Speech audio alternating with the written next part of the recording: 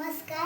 आज सभा उपस्थित मोर प्रिय गुरुजी गुरुमा और गुरुजन को मोर प्रणाम जनाऊँ तथा एठारे उपस्थित थिबा मोर छोट बड़ भाई भौणी को हार्दिक अभिनंदन जनाऊँ।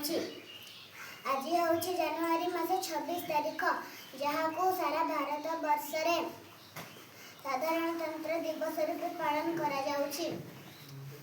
1950 मसीहा जनवरी मास 26 तारीख रे आम देश सार्वभौमत्व लाभ करिथिला। जदियो भारत माता 1947 मसीहा अगस्त मास 15 तारीख रे स्वाधीनता लाभ करिथिला, तथापि आमे प्रकृत रे आजिर दिन रे ही क्षमतार उपभोग करिथिलु।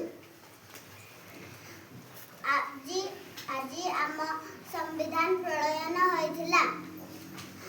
संविधान हेउछि आम देशर आत्मा, जहाँ पाई जड़े साधारण व्यक्ति ठारू आरंभ करी प्रत्येकटी व्यक्ति निजर अधिकार को उपभोग करुअछि।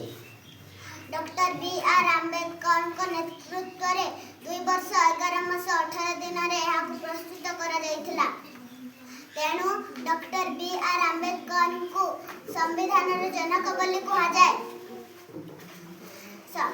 संविधान आमको समान अधिकार, स्वाधीनता और न्याय देछि।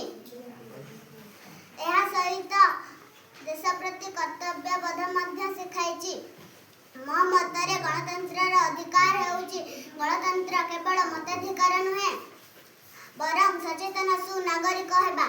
आजिर एही दिवस रे आमे संकल्प नेबा, आमे समस्त भल नागरिक हेबा, संविधान को सम्मान देबा तथा समाजर शेष पहाचरे थिबा नागरिकों को मध्य